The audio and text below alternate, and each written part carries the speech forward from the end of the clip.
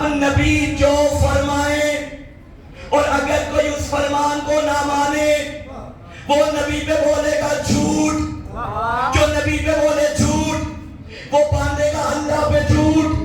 قرآن کہتا ہے جو اللہ پہ جھوٹ باندھے وہ ظالم، اور ظالم ہے لعنتی۔ نبی نے فرمایا تھا قرآن علی کے ساتھ ہے، اور اگر کوئی نبی کے جانے کے بعد قرآن کو علی کے مقابلے میں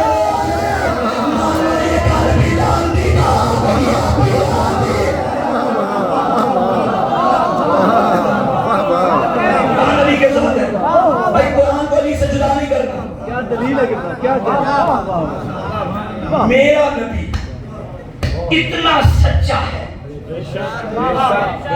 جو نبی کی بات بھی نہیں مانتے تھے وہ بھی اس کو صادق مانتے تھے۔ بھئی کیا بات میں نے کہا، بات نہیں مانتے تھے مگر سچا مانتے تھے، خود کو جھوٹا کہہ دیتے تھے، محمد کو جھوٹا نہیں کہتے تھے، محمد سچا۔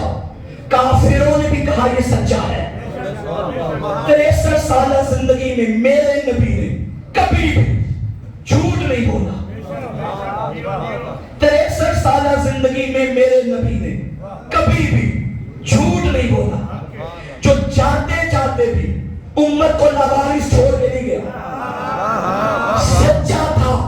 جاتے جاتے ایک اور سچ بیان کر گیا، او میرے پروانوں، میرے دیوانوں، میرے مستانوں، سنو، انی میں تارکن چھوڑنے والا ہوں، فیکم تمہارے درمیان، میں تمہارے درمیان، میں تمہارے درمیان چھوڑ رہا ہوں کتاب اللہ فقطرتی، یہ اور یہ، میں تم میں، یہ اور یہ، میں تم میں، یہ اور یہ، جو میں وہ نبی،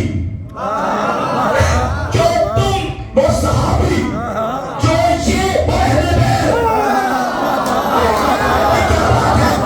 تم کوئی تھا، عزت کوئی تھی، میں کوئی تھا، پتہ چلا نبی اور ہے، صحابی اور ہے، اہل بیت اور ہے۔ خدا کی قسم آپ کی سلامت ہو رہے السلام۔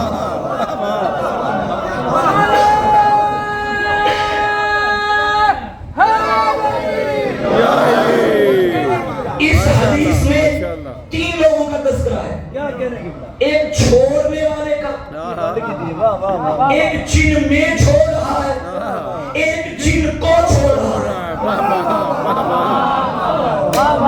اب جملہ آگے ہے، حدیث آگے ہے، میں چھوڑ رہا ہوں، جا رہا ہوں تم میں ان کو، تم ان کا دامن پکڑنا۔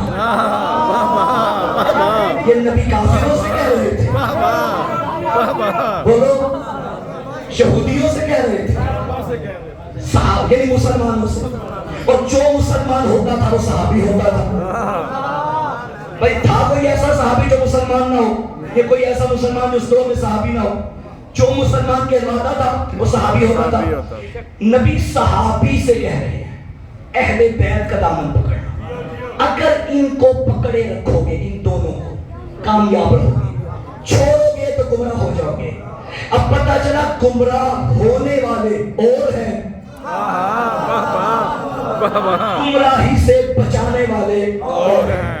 اب نبی نے سن 11 ہجری جاتے جاتے یہ جملہ ارشاد فرمایا، بڑے لوگ آتے گئے، حالات عجیب بنتے گئے۔ 60 ہجری میں یزید کا باپ مر گیا، اب یزید کی حکومت آ گئی۔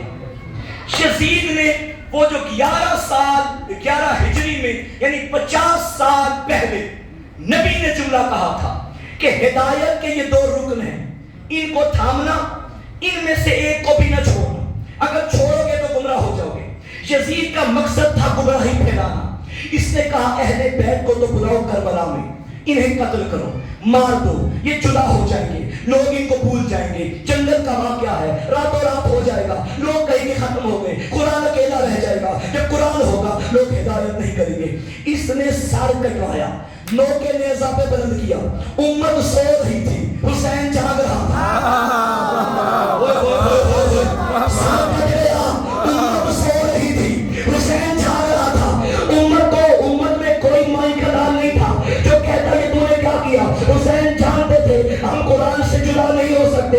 زمانہ یہ سمجھ رہا ہے ہمارا سر کٹ گیا. حسین نے کٹے سر سے قرآن پڑھ کے بتا دیا ہم کل بھی ایک تھے, ہم آج بھی ہیں.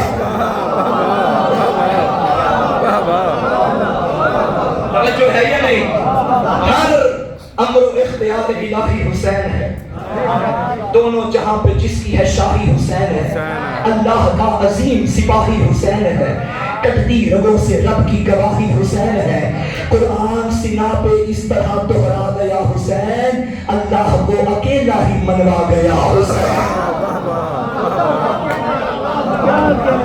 اللہ کو اکیلا ہی منوا گیا حسین. اب جو نبی بولے اگر تو اس کے خلاف بولے تو تم اللہ کے خلاف بولے, اور اللہ کے خلاف بولنے والا ملعون ہے. اگر دل ہو تو میں نبی کا ایک اور بول سنا دوں.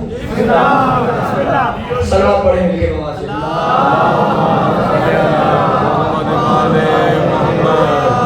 اچھا یہ روایت میں زبانی بھی پڑھ سکتا تھا, لیکن جان بوجھ کے میں اوپر سے دیکھ کے پڑھوں گا تاکہ کوئی یہ نہ کہے کہ مولوی صاحب ڈنڈی مار کے چلے. ریکارڈنگ ہو رہی ہے, بات سنیے گا. نبی اگر کچھ حکم کرے, اگر کوئی اس کا منکر ہو جائے, نبی کا کلمہ پڑھ کر بھی, تو گویا وہ نبی پہ جھوٹ بول رہا ہے, نبی کو سچا نہیں مان رہا. اچھا, جنگ احد کے بعد واقعہ لکھا ہوا ہے. کتاب کا نام ہے سیرت النبی. میرے گھر کی نہیں بلکہ بھائی بھی تو ہمارے ہی ہیں, ہمارے ہی گھر کی کتاب, مولانا شبلی نعمانی کی کتاب. بالکل میں اوپر سے دیکھ کے پڑھنے لگا. حضرت جب مدینے میں تشریف لائی تو تمام مدینہ ماتم کدا تھا. آپ جس طرف سے گزرتے گھروں سے ماتم کی آوازیں آتی تھی. آپ کو آواز آ رہی ہے؟ اب آ رہی. مولوی صاحب لکھتے ہیں کہ نبی جس گلی سے گزرتے تھے گھروں سے ماتم کی آوازیں آتی تھی. اس کا مطلب مدینے والے ماتم زور سے کرتے تھے. کیا بات ہے, گھروں سے ماتم کی آوازیں آتی تھی. آپ کو حیرت ہوئی کہ سب کے عزیز و اقارب ماتم داری کا فرض ادا کر رہے ہیں, لیکن حضرت حمزہ کا کوئی نوحہ خان نہیں. رقت کے جوش میں آپ کی زبان سے بے اختیار نکلا, میرے حمزہ کا کوئی رونے والا نہیں. انصار نے یہ الفاظ سنے تو تڑپ اٹھے. سب نے جا کر اپنی بیویوں کو حکم دیا کہ دولت قلعہ محمد پہ جا کے حضرت حمزہ کا ماتم کرو. صحابہ نے بیویوں سے کہا نکلو, نبی کے گھر جا کر, نبی کے گھر جا کر حضرت حمزہ کا ماتم کرو.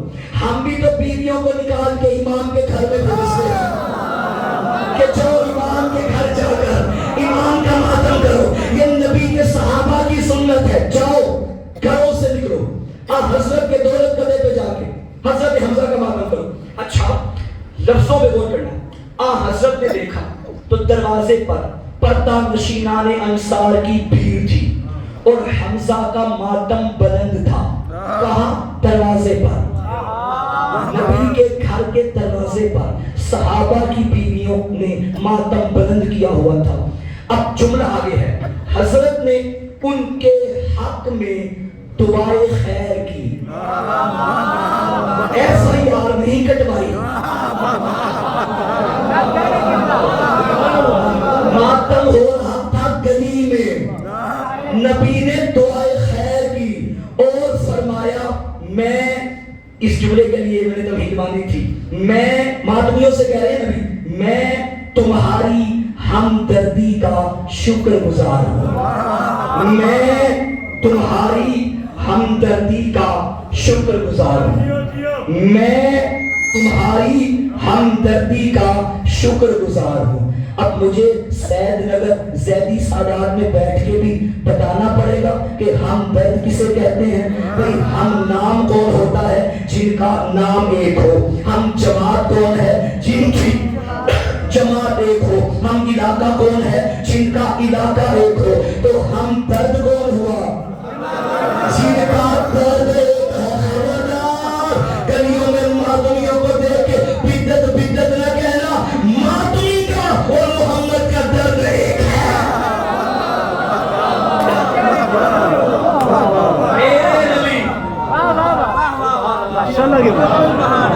میرے نبی نے شہید کے ماتم کو زندہ کیا, شہید کے ماتم کا حکم دیا. اب کوئی نبی کا امتی بن کے شہید کے ماتم سے روکے تو وہ نبی پہ جھوٹ بول رہا ہے. اور اللہ کہتا ہے جھوٹا ظالم ہے, ظالم لعنتی ہے. ماتم کر ورنہ لعنت تیرا مقدر بن جائے.